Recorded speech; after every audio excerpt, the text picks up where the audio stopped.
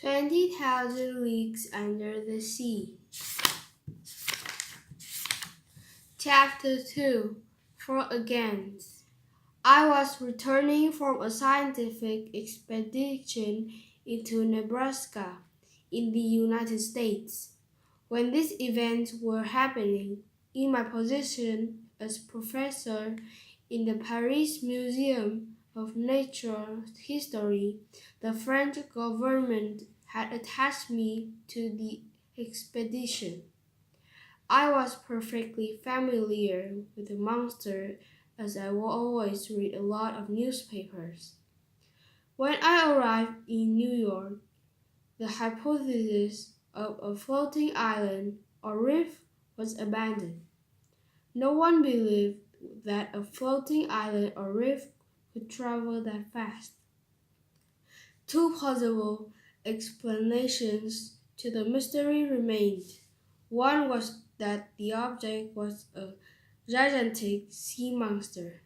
The other that it was a submarine vessel of enormous motive power. But how could one or a group of people build and possess such a fearful weapon without the knowledge of the government? Unless the government itself owned it. But the different governments around the world denied creating a machine like it. My opinion was that the monster was a gigantic narwhal. The common narwhal or sea unicorn was often 60 feet long, multiple its size in strength 10 times, and it would be capable of attacking and sinking a large ship.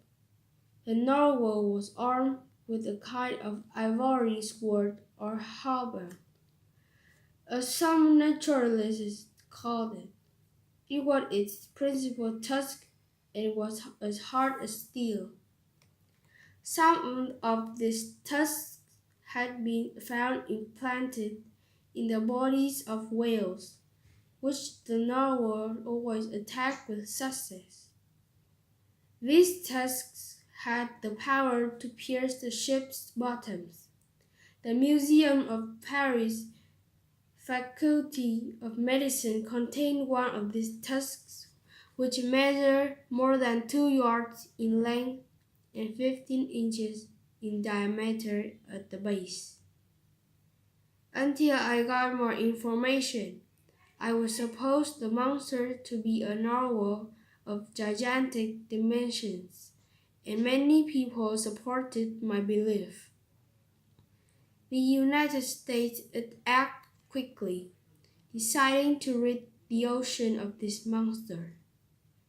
A very fast frigate, the Abraham Lincoln, with Captain Farragut aboard, was armed and tasked to pursue it. But the giant animal suddenly disappeared and was not heard for 2 months. The frigate had been furnished with weapons and powerful fishing apparatus, but no one knew where to send her. Impatience was already increasing with the delay when on the 2nd of July, it was reported that a steamer of the San Francisco line had an encounter with a giant sea animal. 3 hours before the Abraham Lincoln sailed to find the monster, I received a letter from the Secretary of Marine inviting me to join the expedition of the Abraham Lincoln. Chapter 3.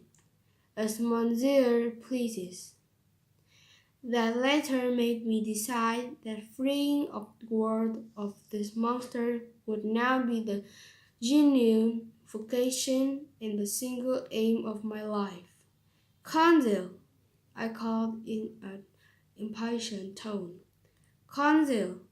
Consul was my servant, a faithful fellow who accompanied me in all my journeys, a brave Dutchman. I had great confidence in. He was calm, not easily shocked and frightened, very skillful with his hands, quick at any service and, in spite of his name, never inclined to giving any counsel. Condell had been with me for the last 10 years. He never complained of the length or fatigue of a journey. But he has one fault. He was intensely formal, and would never speak to me except in the third person, which was something irritating. Condell, I called again. Finally he appeared. Did Monsieur call me? He said on entering. Yes, my boy. Get yourself and me ready to start in 2 hours. As it pleases, Monsieur, he answered calmly. Pack up all my traveling utensils, as my coat, shirts, and socks, as you can get in. Make hasted. I then told him about the monster and the dangerous journey we would be in, searching and hunting it. I will be honest to you, Consil, I said. It is one of those voyages of which people do not always come back, as Monsieur pleases. When we arrived at the Abraham Lincoln, I immediately talked to Captain Farragut, who was a pleasant-looking officer. Monsieur Pierre Aronnax, you are very much welcome here, Professor, he told me. Your cabin is ready for you.